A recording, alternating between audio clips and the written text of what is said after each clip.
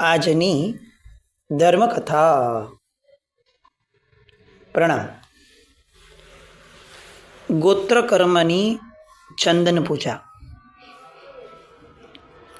એની ઢાળ.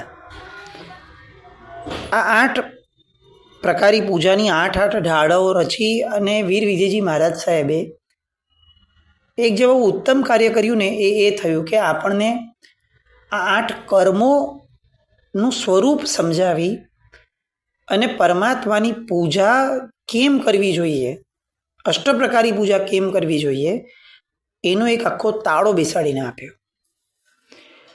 આપણે અત્યાર સુધી અષ્ટપ્રકારી પૂજાઓ કરતા હતા તો આપણું મૂળ કારણ જે આપણી સમજણ પ્રમાણે હતું એ યા તો પુણ્યનું હતું અને યા તો પછી એમ હતું કે ભાઈ ભગવાન નિર્વાણ પામી ગયા છે તો એમની ભક્તિ દ્વારા આપણે પણ નિર્વાણની પ્રાપ્તિની અપેક્ષા રાખવી જોઈએ.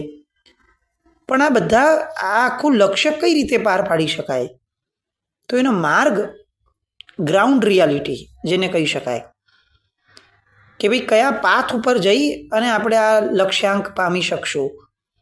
તો એ અષ્ટપ્રકારી પૂજાના રહસ્યોને અષ્ટકર્મ સાથે જોડીને એમણે જે રીતે મૂક્યા છે એ કદાચ હવેની આપણી તમામ જિંદગીની આખી અષ્ટપ્રકારી પૂજા કે દ્રવ્ય પૂજાઓ માટેની એક બહુ મોટી સાર્થકતા ઊભી કરી શકે એવો આ પ્રયાસ છે. અને એટલે વીર વિજયજી મહારાજ સાહેબની આ રચનાને આપણે જેટલા વંદન કરીએ એટલા ઓછા છે. આપણા મને કેટલા બધા જણ એવા હશે કે જે લોકોએ અનુભવ્યું હશે કે હવેની જીન પૂજા જે છે ને એ કંઈક અલગ છે. ભલે સમય એટલો જ લાગે છે પણ હવેના વિચારો બદલાયા છે. હવે પ્રભુ પ્રત્યેનો ઉલ્લાસ બદલાયો છે, પ્રભુ પ્રત્યેનો અહોભાવ બદલાયો છે. ક્રિયા કરતી વખતે ક્રિયાના ઊંડાણમાં જવાની એક પ્રયત્નની ધારા તો ઊભી થઈ છે. એવું તો નથી કે આપણે સાંભળશું એટલે તરત જ ચતુર થઈ જશું અને હવે આપણે બધું જ બરાબર કરવા લાગ્યા છે. સરસ ના, એવી અપેક્ષા પણ નથી કે એક જ વારમાં બધું બદલાઈ જાય. પણ હા, એ દિશાની શરૂઆત થઈ ગઈ હોય અને સાતત્ય અનુભવાય એ પણ કદાચ સફળતાનું બહુ મોટું સોપાન ગણાશે. તો આ ગોત્રકર્મની વાતો આપણે ગઈકાલે ચંદન પૂજા સુધીનું જોયું.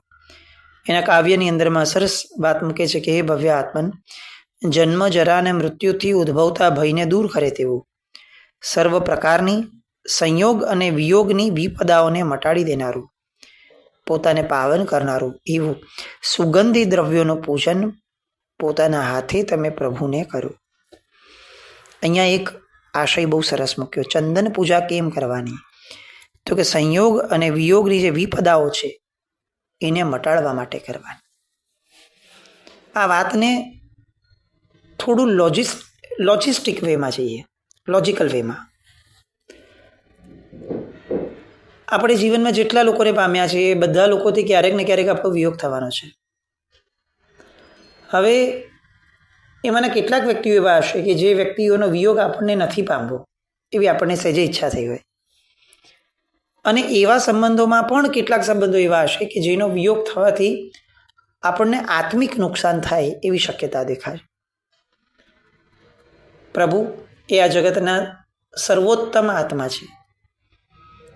એમની ચંદન પૂજા કરતાં કરતાં એ માંગવાનું છે કે પ્રભુ, ન તમારો ન તમારા ઉત્તમતાના ભાવ સુધી પહોંચાડનાર બીજા એક પણ ઉત્તમ આત્માનો કોઈ દિવસ મને વિયોગ ન થાવ. અખંડિતપણે મને એવા આત્માઓ પ્રાપ્ત થાવ. એવું બની શકે કે વચ્ચે મારો ભાવ પૂરો થઈ જાય, મારી ગતિ બદલાઈ જાય, એવું બની શકે. ગતિ બદલાતા સંયોગો બદલાય એ તો સહજ છે, પણ મને વ્યક્તિગત સંયોગોની કિંમત પણ નથી. મને કિંમત એ છે કે જે મારા આત્માને સતત દિશા આપતા રહે. આવા સંયોગો એ તો મને નરકમાંય મળી શકે છે, મનુષ્યપણામાં પણ મળી શકે છે, તિર્યંશમાં પણ મળી શકે એમ છે અને દેવલોકમાં પણ મળી શકે એમ છે. તો ભગવાન, તમારી ચંદન પૂજા એ મને અખંડિતપણે સાતત્યપૂર્વક આવા આત્મિક સંયોગો કે જેનો મને ક્યારેય વિયોગ ન થાય એવા આત્મિક સંયોગો એની પ્રાપ્તિ કરાવતા રહે. આવું ચંદન પૂજાનું ફળ મને પ્રાપ્ત થાવ. અને એની માટે જે જરૂરી છે એ છે ઉચ્ચ ગોત્ર કર્મ. તો અહીંયા ચંદન પૂજાના લક્ષ્ય માટે કહે છે કે ઓમ રીમ શ્રી પરમ પુરુષાય પરમેશ્વરાય જન્મજન્મતિ નિવારણાય ઉચ્ચ ગોત્ર અતીતાય એટલે ઉચ્ચ ગોત્રાતીતાય શ્રીમતે વીર જૈનેન્દ્રાય ચંદન વેજા મહેસ્વાહા. ઉચ્ચ ગોત્રથી પણ પર એવું એક સંયોગ મને આપો કે જે સિદ્ધશિલાનો સંયોગ જેને કયો છે, જે કર્મથી જ વિયોગી કરાવી દે, એવો સંયોગ ભગવાન મને આપો. એ માટે હું મારી ચંદન પૂજા એ તમને સમર્પિત કરું છું. આ ચંદન પૂજાનો આશય. એની પછી હવે ત્રીજી ફૂલ પૂજા શરૂ થાય. સરસ મજાની ઢાળ છે. એનો દુહો જીનવર ફૂલે પૂજતા ઉચ્ચ ગોત્ર બંધાય ઉત્તમ કુળમાં અવતરી કર્મ રહિત તે થાય. આપણે આમ પ્રચલનમાં છે ને એક કાવ્ય બહુ સાંભળીએ છીએ, 5 કોડીના ફૂલડે પામ્યા દેશ 18, કુમારપાળ રાજા થયા વર્ત્યો જય જયકાર. તો આ દુહાની અંદરમાં આપણી પ્રાયોરિટી એ ફૂલ પૂજા દ્વારા કુમારપાળ રાજા થયા એ વાત ઉપર થોડી વધારે અટકે છે. એક સ્તર સુધી આપણે આવું વિચારીએ એમાં કશો વાંધો નથી, કારણ કે આવી વાતો બાળજીવને અપીલ કરે. પણ એક સ્તર જ્યારે ઊંચું થાય ત્યારે ફૂલ પૂજાનું ફળ એ રાજાપણું હોય એમાંથી બહાર આવવા જેવું ખરું. તો એ સમયે આદર્શ રૂપે શું બોલવું જોઈએ, શું બોલી શકાય? તો આ દુહો મૂક્યો. જીનવર ફૂલે પૂજતા ઉચ્ચ ગોત્ર બંધાય ઉત્તમ કુળમાં અવતરી કર્મ રહિત તે થાય. ભગવાનની પુષ્પ પૂજા થકી ઉચ્ચ ગોત્ર બંધાય, ઉત્તમ કુળમાં જન્મ મળે. આ બે વાત મૂકી અને આ બંને વાતનું સાર્થક્ય શેમાં છે એ ત્રીજી સૌથી મહત્વની વાત એમણે છેલ્લી કડીમાં મૂકી, કર્મ રહિત તે થાય.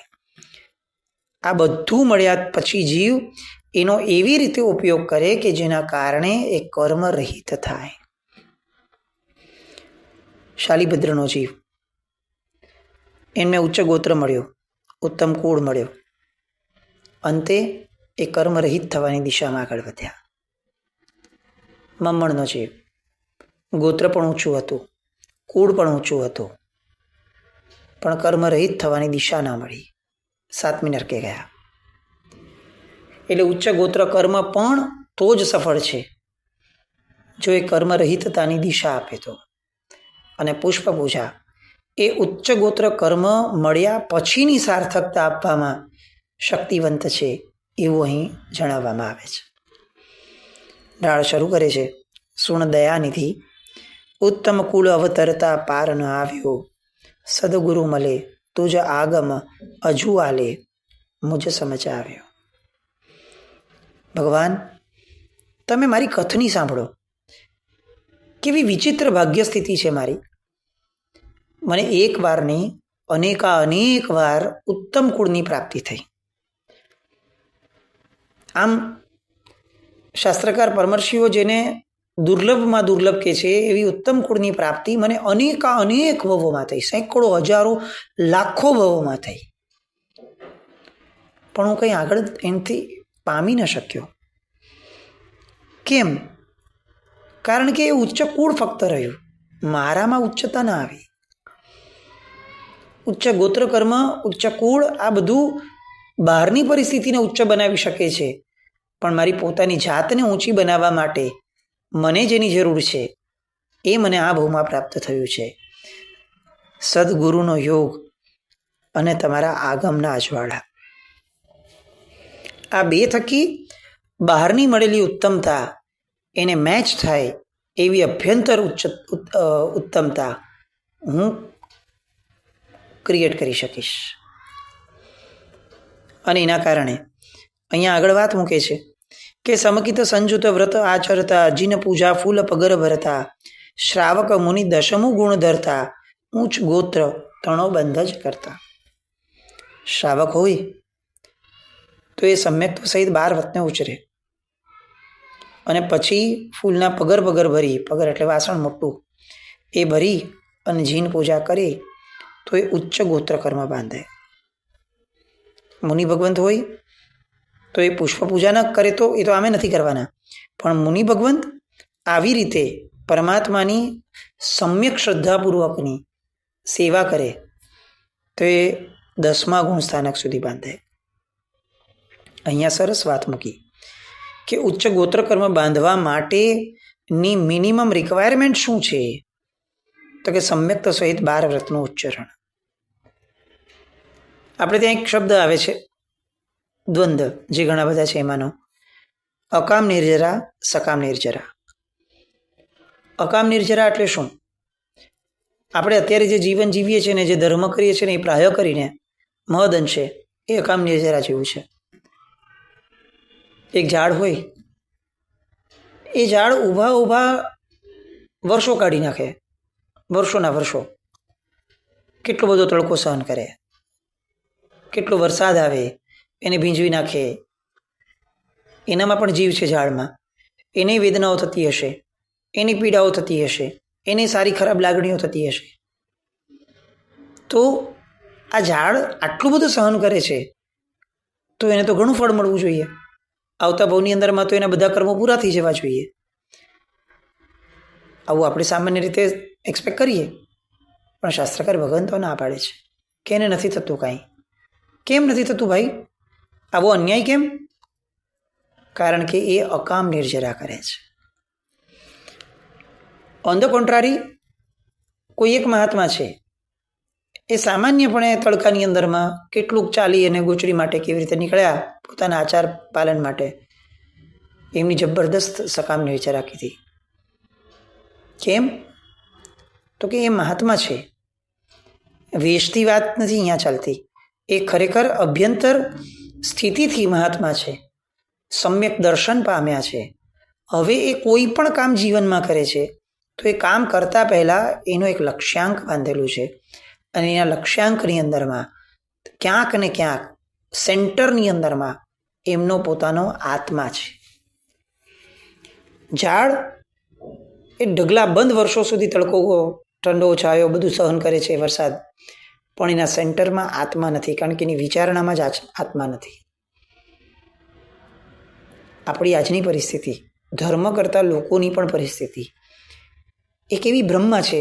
આપણે એવું માનીને ચાલીએ છીએ કે હું આટલું તપ કરું છું, હું નવકાશી, ચોવિહારા બધું કરું છું, તો આવતા બહુમાં તો ચોક્કસ બહુ ઉચ્ચ ગોત્ર કર્મ મળશે, ઉચ્ચ કુળ મળશે ને મોક્ષથી ઘણો નજીક હોઈશ. પણ આ અહીંયા વીર વિજયજી મહારાજ સાહેબે જે વાત લખીને એ આપણને સ્તબ્ધ કરી મૂકે એવી છે કે સમ્યક્ત્વ સહિત 12 વ્રતોને આચરે અને ફૂલના પગર ભરી જીની પૂજા કરે તો તે ઉચ્ચ ગોત્ર કર્મ બાંધે. ઉચ્ચ ગોત્ર કર્મ એ સમ્યક દર્શનની પ્રાપ્તિ થયા પછીના સ્તરમાં આવે છે. અને સમ્યક દર્શન એ એને પ્રગટે છે કે જેની દરેક ક્રિયાના વિચારના મૂળમાં આત્મા છે. આપણા તપના મૂળમાં પણ ક્યાં આત્મા છે? આપણી નવકાશીના મૂળમાં પણ આત્મા નથી, અને કદાચ સિદ્ધિ તપના મૂળમાં પણ આત્મા છે કે નહીં ગોતવો પડે એમ છે. આપણી માટે મહત્વનું એ છે, સાહેબ કેટલા દિવસ ભૂખ્યા રહેવાનું? 30 દિવસ, ચાલો હું રહી જઈશ. સાહેબ કેટલા દિવસ? 10 દિવસ, હું કરી લઈશ સાહેબ. પછી એ 10 દિવસ દરમિયાનમાં શરીરને કંઈ જ વાંધો ન આવે, માનસિક રીતે એકવાર આમાં વિચારે કે ભાઈ મારે કોઈ નબળો વિચાર નથી કરવો, ખાવાનો વિચાર નથી કરવો, વી આર ડન. આનાથી બિયોન્ડ કોઈ લેવલ જ આપણને ખબર નથી.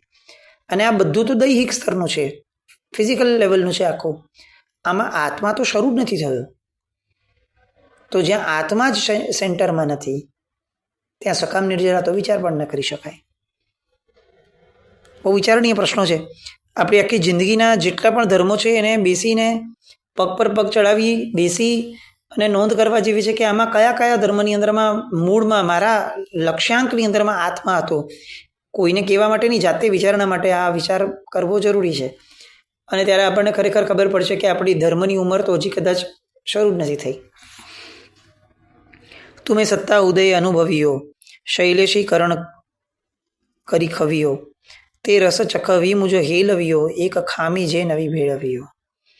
તે ઉચ્ચ ગોત્ર કર્મને સત્તા અને ઉદય દ્વારા અનુભવ્યું, ભોગવ્યું, અને છેલ્લે તે શૈલેષીકરણ કરી એનો ક્ષય કર્યો. ભગવાન, તમે મને એનો રસ ચખાડ્યો, પણ તમે મને તમારી સાથે ભેળવ્યો નહીં. આવું કેમ કર્યું? કોઈક માણસ રસગુલ્લું ખાતું હોય, ચાસણી બાસણી એકદમ ભરેલી હોય, અને કોઈક એનો મિત્ર આવ્યો હોય, આ શું કરે કે ભાઈ ચાલો હું ખાઉં છું તો એને કંઈક તો આપું. ઓલાને પણ મોઢામાંથી લાળ ટપકતી હોય, એને ઈચ્છા થતી હોય કે કાંક તો આપશે મને, અને ઓલાએ એને ચાસણી આપી. જીવનમાં કોઈ દિવસ આ ખાધું ન હતું, ચાસણી ચાખી અને એટલો બધો આનંદ થયો, ખુશ થયો વ્યક્તિ. આવી ચાસણી, આવું દ્રવ્ય, આવું ફૂડ, ખુશ થઈ ગયો. ઈચ્છા થઈ કે હું આવું વધુ વાપરું, પણ ત્યાં સુધીમાં તો પેલો વાટકો પૂરો કરીને ભાગી ગયેલો એ વ્યક્તિ. હવે જીવનભર જેણે ચાસણી ચાખી છે એને રસગુલ્લું ચાખવાની ઈચ્છા કેવી રહે? બસ આપણી સ્થિતિ આવી થઈ. પરમાત્મા વિશે જાણ્યું, સમજ્યું આગમ દ્વારા, પ્રવચનો દ્વારા, અને એનાથી કેટલોક ચાસણી જેવો સ્વાદ મેળવ્યો કે ભગવાનને ત્યાં આવું સુખ હોય. બોલો, સિદ્ધશિલામાં પણ આ તો ચાસણી છે, મૂળભૂત રસગુલ્લાનો તો આ ભાગ પણ નથી. પણ જેને ચાસણી ચાખી છે એને રસગુલ્લું ખાધા વગર હવે રહેવાય જ નહીં. તો ભગવાન તમે આ બહુ મોટી ભૂલ કરી, ખોટું કર્યું તમે મારી હારે. ચાસણી ચખાડી દીધી અને રસગુલ્લું નથી આપતા, આવું કેમ કરો છો? અહીંયા આવો ઠપકો આપે છે. એકે સમયે કે બંધાય, તીણે એ અધ્રુવ બંધી થાય, સત્તોદય અધ્રુવ કહેવાય, સુખિયા થઈએ જબ એ જાય. ગોત્રની બે પ્રકૃતિ છે, એ પૈકી એક સમયે કોઈ પણ એક જ બંધાય, એ ફિક્સ છે. ઉચ્ચ ગોત્ર કર્મ અને નીચ ગોત્ર કર્મ, આ બંને ક્યારે at a time, at a stroke, one stroke, on that very સમય ક્યારે ન બંધાઈ શકે. એક સાથે યા તો ઉચ્ચ ગોત્ર કર્મ જ બંધાય અને યા તો નીચ ગોત્ર કર્મ જ બંધાય. અડધું ઉચ્ચ ગોત્ર કર્મ અને અડધું નીચ ગોત્ર કર્મ, આવું શક્ય નથી થતું. એટલે અધ્રુવબંધી કર્મ છે. સત્તા અને ઉદયથી પણ તે અધ્રુવત છે. આ કર્મ જ્યારે ક્ષય થાય ત્યારે જ જીવ સુખી થઈ શકે છે. લઘુ બંધે અડ મુહૂર્ત કર્યો, ઉચ્ચ ગોત્ર ગુરુ ઠઈ આચર્યો, દસ કોડા કોડી સાગર્યો, દસસે વરસ ભોગવી ફર્યો. ઉચ્ચ ગોત્ર કર્મની જગન્ય મિનિમમ સ્થિતિ શું? તો કે 8 અંતર્મુહૂર્ત. ઉત્કૃષ્ટ એક્સ્ટ્રીમ સ્થિતિ બનશું તો કે 10 કોડા કોડી સાગરોપમ.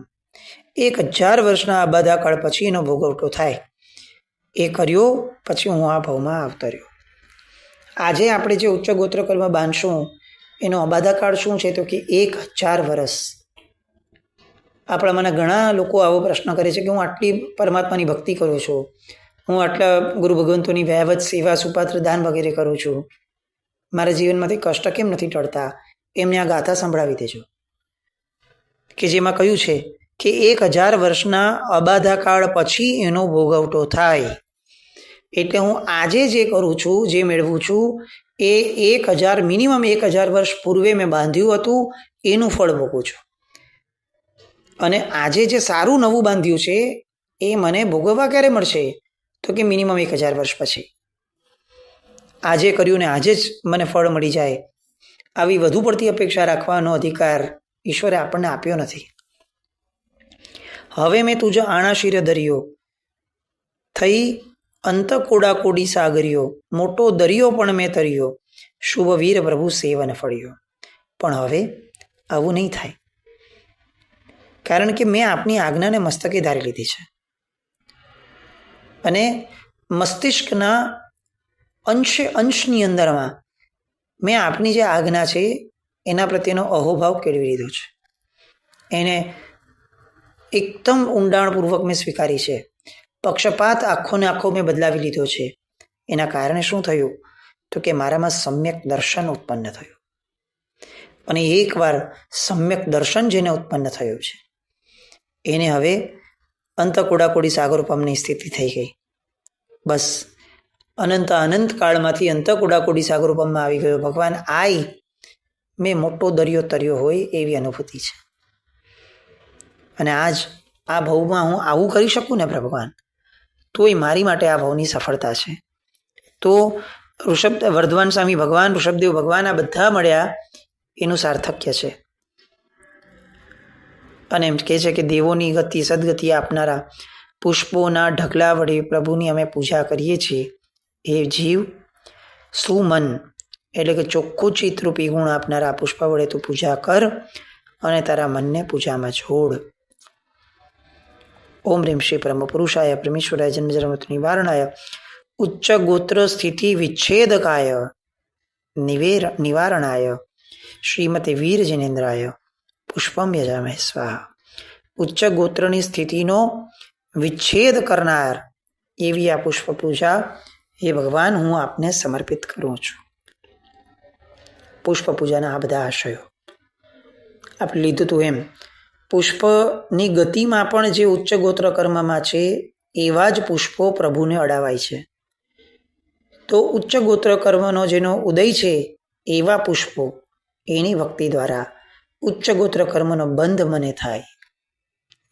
આવો સરસ ભાવ અહીંયા પ્રભુ પાસે મૂકી અને છેલ્લે કહે છે કે ઉચ્ચ ગોત્ર મળે એટલે કે ઉચ્ચ કુળ મળી જાય, બધું મળી જાય, પણ ભગવાન પુષ્પ પૂજા કરતી વખતે મારી માંગણી એ છે કે મને કર્મરહિત થવાની દિશા મળે. આ મારી પુષ્પ પૂજાનું ફળ સાર્થક્ય છે કે હું કર્મરહિત થાઉં. બસ આવી કર્મરહિતતાની ચાનક આપણને લાગે એવું કંઈક થાય એવી શુભ મંગલ કામના સાથે જીના કંઈ પણ બોલાય તો મિચ્છામી દુક્કડમ. જય નમ જય અતિશાસન.